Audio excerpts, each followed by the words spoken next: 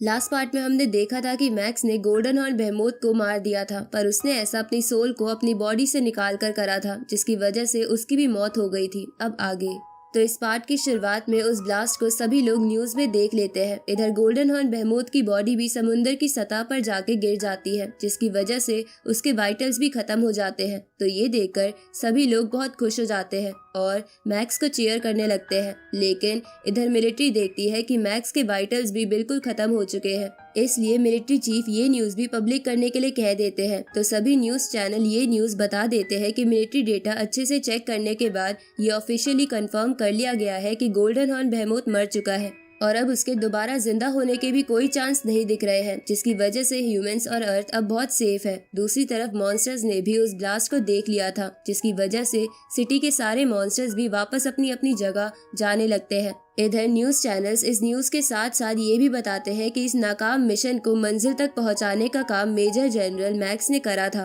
पर अब उनके वाइटल्स शो नहीं हो रहे हैं, साथ ही उनकी बॉडी का भी कोई पता नहीं है। तो ये सुन के एवा बेहोश हो जाती है, जहां उसके हाथ में मैक्स का दिया हुआ लॉकेट भी था। इधर न्यूज चैनल ये भी बताते हैं कि मिलिट्री और वॉर गॉड के सोल्जर्स ने मैक्स को ढूंढने की कोशिश की थी, पर वो मैक्स को नहीं ढूंढ पाए। आगे सभी कंट्रीज मिलके मो हेंडरसन, मास्टर ली शेंग, पांचों सेक्रीफाइस होने वाले प्रैक्टिशनर्स और मैक्स का सम्मान के तौर पर एक स्टैचू बनवाती है, जिसके बाद पूरी मिलिट्री फोर्स उन्हें रिस्पेक्ट देती है। साथ ही गन फायर करके भी उन्हें सलामी दी जाती है और सभी प्रैक्टिशनर्स, जिसमें मैक्स के सभी दोस्त भी थे, वो सब उस स्टैचू पर फूल चढ़ाने आते हैं। जहां मैक्स का सबसे पक्का दोस्त अपने मन में बोलता है कि मुझे लगा था कि तुम बहुत आगे जाओगे, पर मैंने कभी नहीं सोचा था कि तुम हमें ऐसे छोड़ के चले जाओगे। इधर एवा को डॉक्टर्स होश में ले आते हैं, जिन्हें मैक्स की फैमिली ने बुलाया था, क्योंकि एवा मैक्स के साथ ही रह रही थी। थोड़ी देर बाद उसका भाई एवा से मिलने आता है, जहां वो उससे कहता है कि डॉक्टर्स की रिपोर्ट के अकॉर्डिंग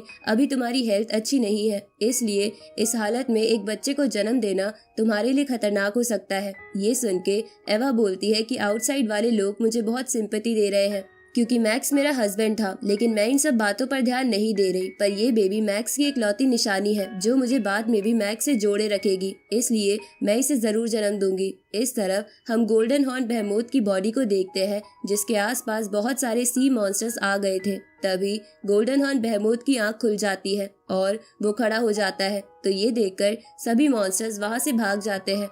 उसी वक्त हम मैक्स की आवाज सुनते हैं और हमें पता चलता है कि मैक्स की सोल गोल्डन हॉर्न बेहेमोथ की बॉडी में ट्रांसफर हो गई है। तभी वहाँ पास पड़े मैक्स के रिस्ट डिवाइस से बबाता बाहर आ जाती है, जिसके बाद वो भी ये बात जान के कहती है कि ये तो सच में बहुत बड़ा चमत्कार है, क्योंकि मैंने तो सोचा था तुम मर जाओगे, पर अच्छा हुआ ऐसा कुछ नहीं हुआ। इस पे मैक्स कहता है कि ये सब मेरी एनर्जी सोर्स पर लगी सील की वजह से हुआ था, जिसने मुझे गोल्डन हॉर्न बेहेमोथ को खत्म करने में भी मदद करी। साथ ही उसने मेरे एनर्जी सोर्स को गोल्डन हॉर्न बेहेमोथ में डाल दिया, लेकिन अब मुझे इस बेकार सी बॉडी में रहना पड़ेगा, जिसने कई सारे इंसानों को मारा है। ये सुन के बबाता कहती है कि ये सब तुम्हारी वजह से हुआ है, क्योंकि सोल बर्न करने की वजह से तुम्हारी बॉडी साइकोलॉजिकल तौर पर फिट नहीं थी, इसलिए अगर तुम्हारा एनर्जी सोर्स गोल्डन हॉर्न बेहेमोथ में नहीं आता तो तुम मारे जाते। पर क्योंकि गोल्डन हॉर्न बेहेमोथ यूनिवर्स की टॉप स्पीशीज में से एक है, इसलिए इसकी बॉडी तुम्हारी ह्यूमन बॉडी से काफी ताकतवर है, तो तुम्हें दुखी होने के बजाय खुश होना चाहिए। ये सुन के मैक्स बबाता से पूछता है कि क्या मैं अपनी पुरानी बॉडी में जा सकता हूँ। इस पे बबाता कहती है कि अभी उसका वक्त नहीं है, सबसे पहले हम गोल्डन हॉर्न बेहेमोथ की बॉडी को कंट्रोल करना सीखेंगे। उसी वक्त मैक्स के माइंड में बहुत तेज दर्द होने लगता है और वो अपने सामने बहुत सारी इमेजेस और वीडियोस को देखता है जो अलग अलग यूनिवर्स की थी। अब मैक्स ये बात बबाता को बताता है, तो बबाता मैक्स को बताती है कि ये इनहेरिटेड मेमोरी है, जो पिछली जनरेशन के गोल्डन हॉर्न बेहेमोथ से इस बेहेमोथ में ट्रांसफर हुई थी और अब वो तुम्हारे अंदर आ रही है। ये सुन के मैक्स कहता है कि ये तो बहुत ज्यादा है। इस पे बबाता बोलती है कि तुम्हें ये सब झेलना ही होगा, क्योंकि तुम्हें इससे गोल्डन हॉर्न बेहेमोथ की बॉडी के बारे में और भी बहुत सी जानकारी मिलेगी। इस तरफ हम तीनों गार्ड्स को देखते हैं जो मास्टर होंग और मास्टर ली शेंग की बॉडी के पास थे, जिन्हें चैम्बर्स के अंदर रखा हुआ था। अब तीनों गार्ड्स और 2 एल्डर्स एक मीटिंग करते हैं, जहां एल्डर याओ राव सबको बताती है कि मास्टर होंग को नींद में गए हुए कई दिन हो गए हैं। जिसकी वजह से वॉर गॉड पैलेस के इंटेलिजेंस सिस्टम ने खुद को टर्न ऑफ कर लिया है और अब कोई वॉर गॉड पैलेस में एंटर नहीं कर सकता। पर एल्डर एटकिन ने नया वर्चुअल स्पेस बनाने का प्रपोजल दिया है, पर इसके लिए हम सबको अपनी अपनी पोजीशन छोड़नी होगी। तो ये सुन के थर्ड गार्ड, जिसे बीस्ट के नाम से जानते थे, वो बोलता है कि वॉर गॉड पैलेस में पहले कभी ऐसे रेगुलेशंस नहीं थे और वहाँ आज तक ऐसा नहीं हुआ। आखिर ये एटकिन प्लान क्या कर रहा है? इस पे मिस्टर बिंग कहते हैं कि जैसे ही सभी मॉन्स्टर्स यहाँ से चले गए तो एटकिन ने सभी सिक्योरिटी गार्ड्स को पैसे देकर खरीद लिया और ये सब कर दिया। साथ ही उसने उन गार्ड्स की मदद से कई सारे मॉन्स्टर्स के पार्ट्स भी चुरा लिए। ऊपर से उसने गोल्डन हॉर्न बेहेमोथ और मैक्स को ढूंढने में भी बाधा डलवाई, जिसकी वजह से वो दोनों अभी तक नहीं मिले, जिसकी वजह से ये क्लियर है कि एटकिन क्या चाहता है। साथ ही उसके साथ एल्डर येन हाई भी शामिल है, जिन्होंने आरआर वायरस के टाइम पर सिविलियंस को मारा था, इसलिए उन्हें मिलिट्री से निकाल दिया गया था। साथ ही इन दोनों के साथ इंडिया का नी हेलू भी शामिल है, जो अब इंडियन मार्शल हॉल का नया इंस्पेक्टर बन चुका है। ऊपर से वो एक स्पिरिचुअल मास्टर भी है। अब हम ये श्योर तरीके से कह सकते हैं कि ये तीनों मिलकर अर्थ पर राज करना चाहते हैं। इस पे एल्डर याओ राव कहती है कि क्योंकि दोनों मास्टर्स डीप स्लीप में है और बाकी एल्डर्स भी सेक्रीफाइस हो गए, इसलिए इन तीनों की वजह से सिचुएशन बद से बदतर हो जाएगी। इस तरफ मैक्स गोल्डन हॉर्न बेहेमोथ की बॉडी को एग्जामाइन कर रहा था, जिसके बाद वो बबाता से कहता है कि गोल्डन हॉर्न बेहेमोथ की बॉडी और मेरी सोल अच्छे से जुड़ गई है। साथ ही मेमोरी ट्रांसफर की प्रोसेस भी खत्म हो चुकी है। ये सुन के बबाता मैक्स से पूछती है कि तुम्हें इस बीस्ट की मेमोरी से क्या पता चला।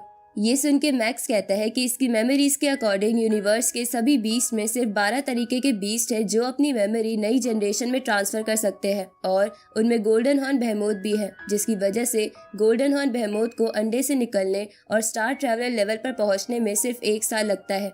ये सुन के बबाता कहती है कि मतलब कि ये बेहेमोथ भी बस 1 साल का है। इसके बाद बबाता मैक्स से पूछती है कि गोल्डन हॉर्न बेहेमोथ का इवोल्यूशन कितनी तेजी से होता है। इस पे मैक्स अपनी मेमोरी को छाटते हुए बताता है कि ये गोल्डन हॉर्न बेहेमोथ को स्टार ट्रैवलर से यूनिवर्स लेवल पर पहुंचने में 100 साल लगते हैं, यूनिवर्स लेवल से डोमेन मास्टर लेवल तक पहुंचने में 1000 साल और डोमेन मास्टर से वर्ल्ड मास्टर पहुंचने में 10,000 साल, यानी कि टोटल स्टार ट्रैवलर लेवल से वर्ल्ड मास्टर लेवल तक पहुंचने में एक गोल्डन हॉर्न बेहेमोथ को 11,100। ये सुन के बबाता कहती है कि मैंने तो तुम्हारा ट्रेनिंग प्लान बनाया था, उसमें तुम्हारी बॉडी को वर्ल्ड मास्टर लेवल तक पहुंचने में 1 लाख साल लगने थे, पर ये तुम्हारी किस्मत है कि अब टाइम इतना कम हो गया है। इसके बाद बबाता मैक्स से पूछती है कि गोल्डन हॉर्न बेहेमोथ की मेमोरी के अंदर बहुत सारे प्रैक्टिस करने के तरीके होंगे, तो उसके बारे में मुझे बताओ। तो इस पे मैक्स कहता है कि गोल्डन हॉर्न बेहेमोथ की 18 सीक्रेट टेक्निक्स होती है, जिसे सिर्फ एक गोल्डन हॉर्न बेहेमोथ ही सीख सकता है। साथ ही इसके पास 3199 कॉमन टेक्निक्स है, इसलिए मैं ये सब तुम्हारे पास भेज रहा हूँ और तुम पता करो कि इनमें से मेरे लिए कौन सी बेस्ट है। इस तरफ एल्डर फियोना एचआर अलायंस के डायरेक्टर को बताती है कि एटकिन ने पार्लियामेंट के थ्रू आपको कुर्सी से हटा के खुद को एचआर अलायंस का नया चेयरमैन बना लिया है, इसलिए हमें कुछ करना होगा।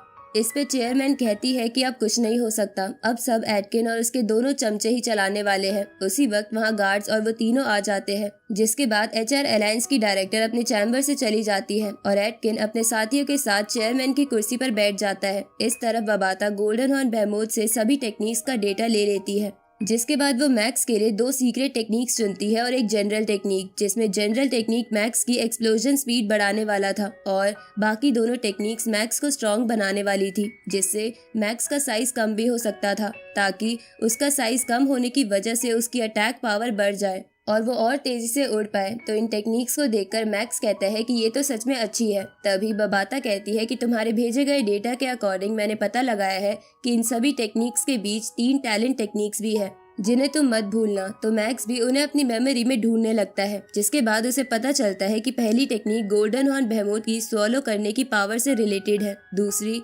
स्ट्रेंथ से और तीसरी क्लोन से। अब मैक्स एक एक करके उन तीनों टेक्निक्स को देखता है, जहाँ गोल्डन हॉर्न बेहेमोथ की स्वॉलो करने की पावर तो वो पहले भी देख चुका था और दूसरी टेक्निक स्ट्रेंथ से रिलेटेड थी, जिसके बारे में भी मैक्स पहले से जानता था। पर जब मैक्स तीसरी क्लोन वाली टेक्निक देखता है तो वो हैरान हो जाता है, क्योंकि गोल्डन हॉर्न बेहेमोथ अपने लाइफ टाइम में 3 बॉडीज में बदल सकता है, जबकि कोई भी ह्यूमन बीइंग ऐसा नहीं कर सकता। लेकिन गोल्डन हॉर्न बेहेमोथ को भी ये करने के लिए उसके एनर्जी सोर्स की काफी जरूरत पड़ती है। तो ये सुन के बबाता मैक्स से कहती है कि तुम पहला क्लोन बनने के लिए यूनिवर्स की किसी खास स्पीशीज को चुनना, जिससे तुम्हारी ट्रेनिंग में हेल्प हो सके।